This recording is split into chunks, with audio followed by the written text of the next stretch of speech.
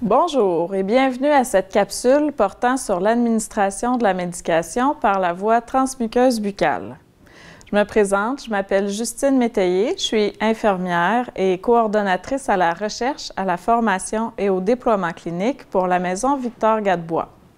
Le contenu de cette capsule-là a été développé conjointement avec ma collègue de Palisciences, la docteure Mireille Elwin. Ni Mireille ni moi n'avons de conflit d'intérêt en lien avec les informations qu'on va présenter dans cette capsule-là. La muqueuse buccale comporte un important réseau de vaisseaux sanguins et lymphatiques. Donc, les médicaments qui sont administrés par voie transmuqueuse buccale sont rapidement absorbés dans la circulation, ce qui fait que le début d'action est très rapide. Aussi, les médicaments administrés par voie transmuqueuse buccale vont éviter l'effet de l'acidité gastrique et aussi éviter l'effet du premier passage hépatique. C'est une voie d'administration qui est facile d'accès, qui est simple et qui est non invasive. D'ailleurs, on va vous présenter la technique dans la capsule. L'endroit où on va venir déposer la médication, que ce soit la médication en liquide ou la pâte, ça va être dans la gouttière située entre la muqueuse de la joue et de la gencive inférieure, comme vous pouvez le voir sur l'image qui est à l'écran. Pour administrer la médication liquide ou en sirop par la voie transmuqueuse buccale, il faut d'abord évaluer la muqueuse buccale et enlever les débris au besoin avec une tige éponge ou une débarbouillette humide. Pour administrer la médication soit liquide ou en sirop, on va utiliser des seringues pour être précis dans le dosage et ensuite on va retirer l'aiguille.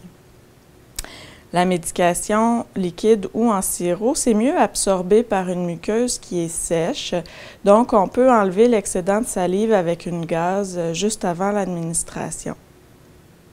Le volume de solution liquide ou en sirop qui est idéal, c'est plus petit que 0,5 ml.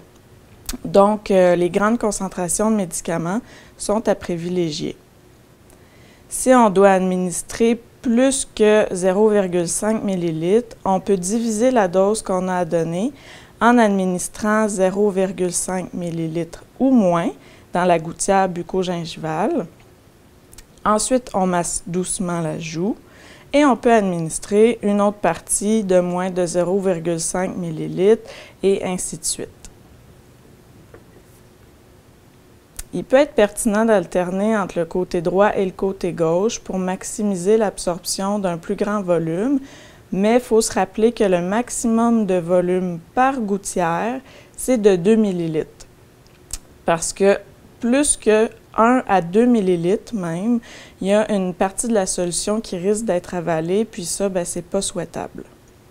Donc, idéalement, un volume de 0,5 ml par gouttière, ce qui fait que 1 ml peut facilement être administré en le divisant aux 2 gouttières, et un maximum de 2 à 4 ml en administrant graduellement la dose. Maintenant, pour administrer la médication en comprimé par la voie transmuqueuse buccale, on va aussi évaluer la muqueuse buccale et enlever les débris au besoin avec une tige éponge ou une débarbouillette humide.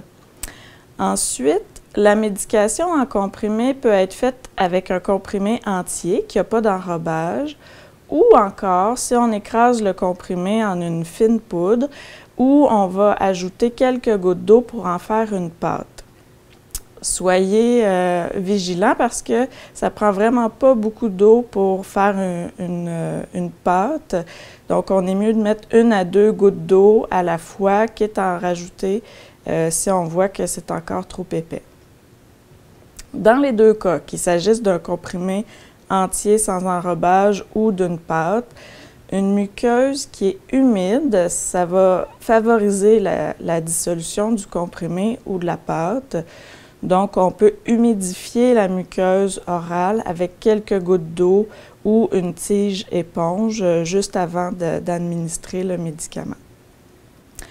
On va venir ensuite déposer le comprimé ou la pâte dans la gouttière bucco-gingivale et on va aviser le patient qu'il ne faut pas boire, manger, fumer, ni même parler jusqu'à l'absorption complète du comprimé ou de la pâte, puis ça peut prendre de 5 à 15 minutes. Pour la médication administrée par voie transmuqueuse buccale, c'est bien important que le médicament soit prescrit par cette voie d'administration-là. C'est-à-dire qu'on ne peut pas prendre n'importe quel médicament prescrit per os ou en injection et décider de l'administrer par voie transmuqueuse buccale. Il faut vraiment que ce soit prescrit par cette voie d'administration-là, puisque ce ne sont pas tous les médicaments qui peuvent être administrés ou qui vont être aussi efficaces par cette voie d'administration-là. Notamment la méthadone, le Versed, la scopolamine pourraient être des bons choix de molécules administrées par voie transmuqueuse buccale. À l'inverse, la morphine, l'hydromorphone ont un pourcentage d'absorption qui est beaucoup plus limité. Donc, on ne suggère pas d'administrer l'hydromorphone ou la morphine par voie transmuqueuse buccale. Si vous avez des questions concernant les médicaments qui peuvent être administrés par voie transmuqueuse buccale, je vous réfère au document disponible sur Paliscience, la liste des médicaments administrables par voie bucco-gingivale ou encore, de façon encore plus détaillée, au guide pratique des soins palliatifs de l'APES qui est disponible en version papier ou en version numérique sur vos téléphones intelligents ou vos ordinateurs. Voilà ce qui conclut la capsule sur l'administration de la médication par voie transmuqueuse buccale.